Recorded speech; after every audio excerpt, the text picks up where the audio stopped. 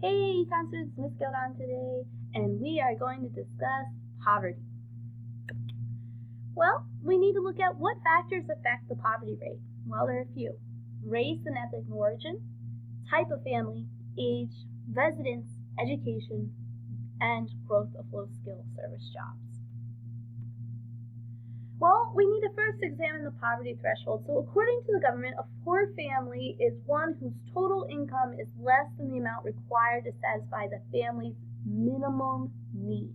Okay? And the Census Bureau determines the poverty threshold required to meet those minimum needs.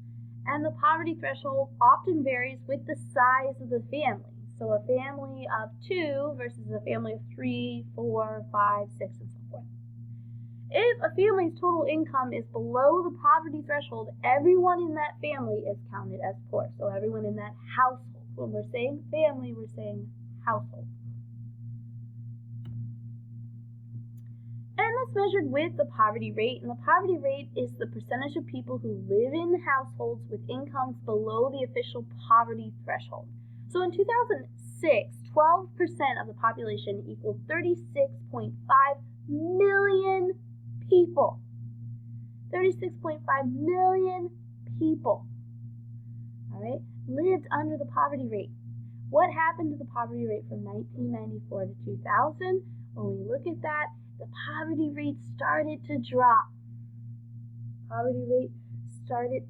And that is a lot to do with a lot of the programs that were being put in place during the Clinton era.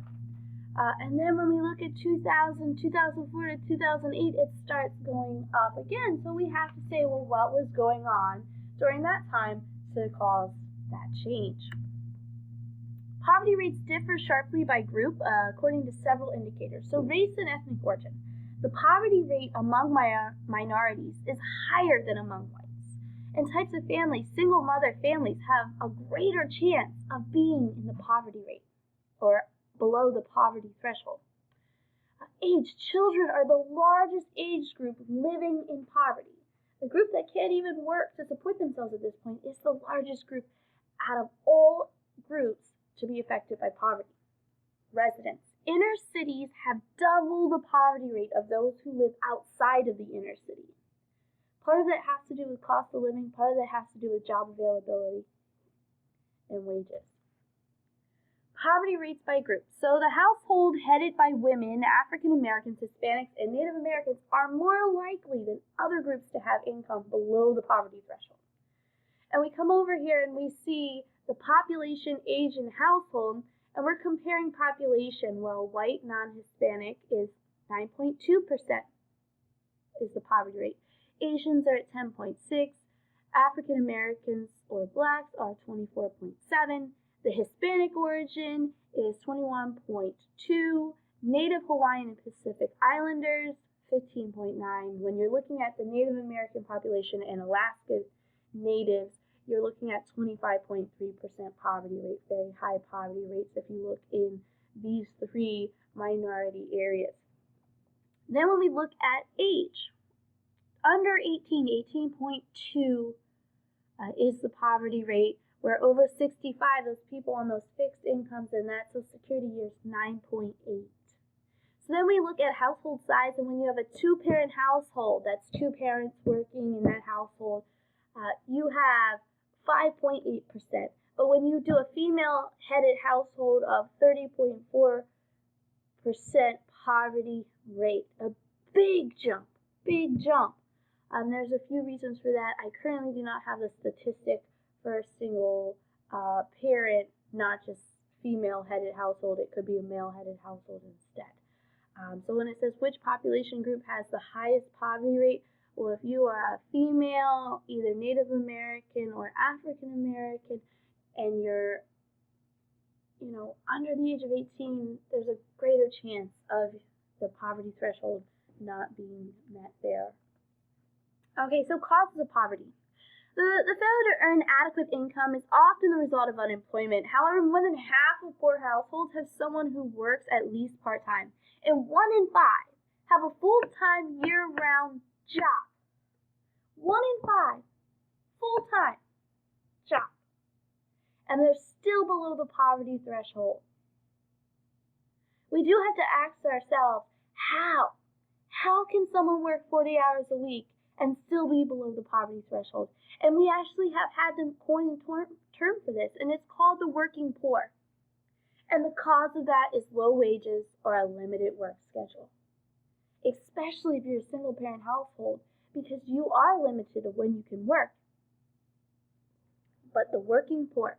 And shifts in family structure. So we've gone from a two-parent family to a single-parent family trend, and it tends to lead to an increase in the amount of families living in poverty.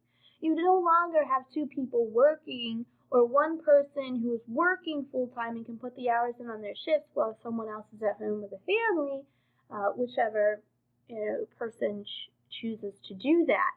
But it's caused a huge, huge increase in the poverty rate. People who live in the inner city earn less than people living outside of the inner city, especially when you take into consideration the cost of living, which is normally higher in metropolitan areas. White workers generally earn higher salaries than minority workers, and men generally earn more than women. So there is an inequality, and it results from differences in hours worked, education, work experience, and sadly, still existing in the world, discrimination. The growth of globalization has led to a decrease in high-paying manufacturing jobs, forcing many less educated people to work in low-skill service jobs, where wages are even lower. So you're taking these people that used to do the manufacturing jobs, they used to build cars, they used to build washers and dryers. So think of anything that we manufactured in the U.S.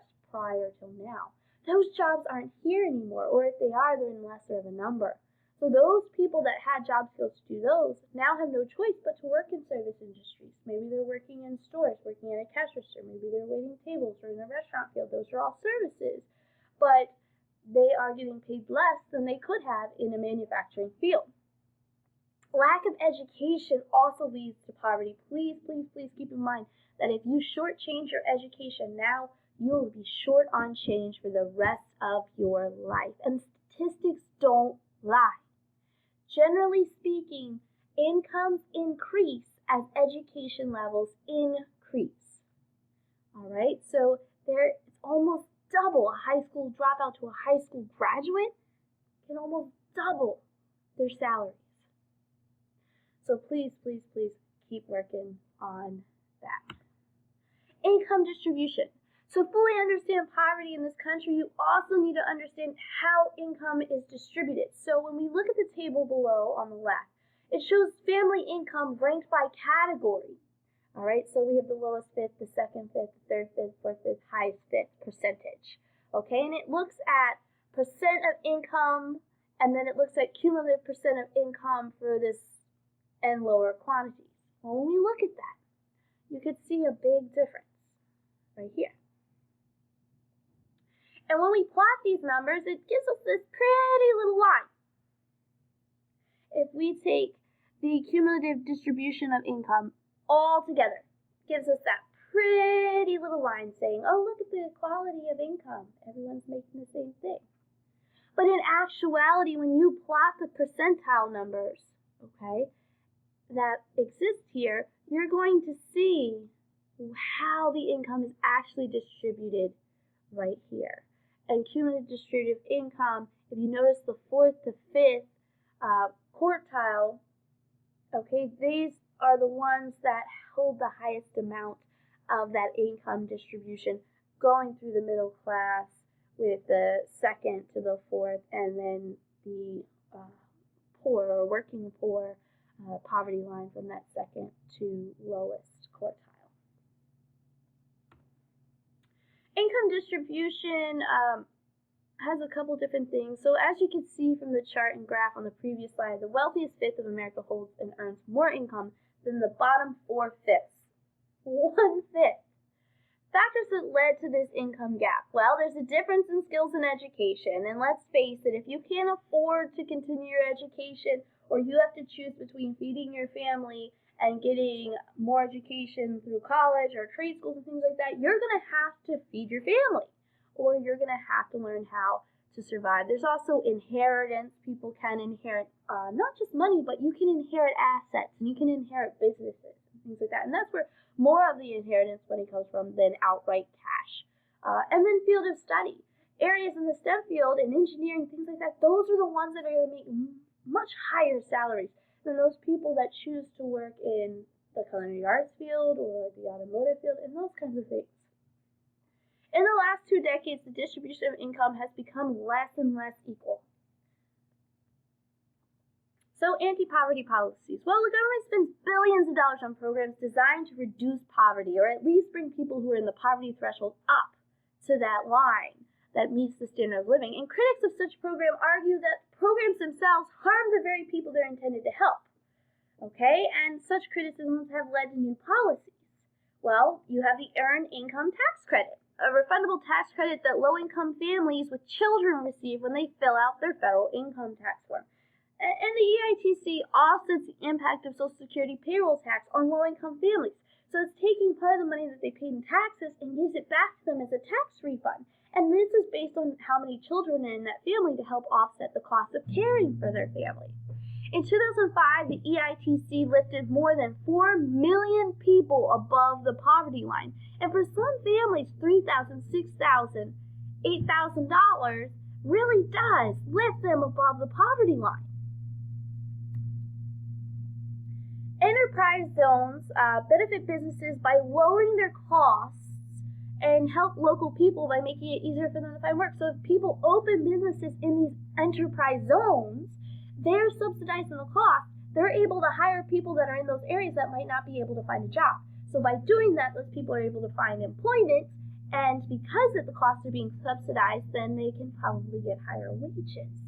In recent decades, federal and state governments have designed job training programs to help workers who lack skills to earn an adequate income, and the government has established a minimum wage as well. Some would argue it's not sufficient. Some would argue that the price floor itself is too high, some say it's too low, but that's an argument for a different day. The government also has programs to help poor people obtain affordable housing. Section 8 housing or income-based housing is within that. And then we had welfare reform, which is TANF, which is the Temporary Assistance for Needy Families. And that was a plan born out in 1996, which provided block grants to states to help move poor adults from welfare dependence to employment. And they like to call it workfare. It's a way of helping them get job skills and training so that they too could go get jobs and support their own families without state assistance. It was the hope that reform would reduce poverty by providing poor Americans with labor skills and access to steady and adequate income, thus reducing the number of people below the poverty threshold. So let's wrap this up. When we look at this, the facts are this. The government tracks the number of people living in poverty. Poverty is caused by many different factors, including level of education, gender, race, and ethnic origin, age, family structure, and location. Over time, the richest 1% of population has gained an increasingly larger share of wealth, and the government tries to reduce the number of poor people through a variety of policies. So what's the generalization here? Since there are several causes of poverty, attempts to lower poverty would have to take several different approaches. All right, so remember to always pay attention to the causes of poverty: lack of education, location, racial and gender discrimination, growth of low-skilled service jobs, and the family structure. And that is all I have on poverty for you today.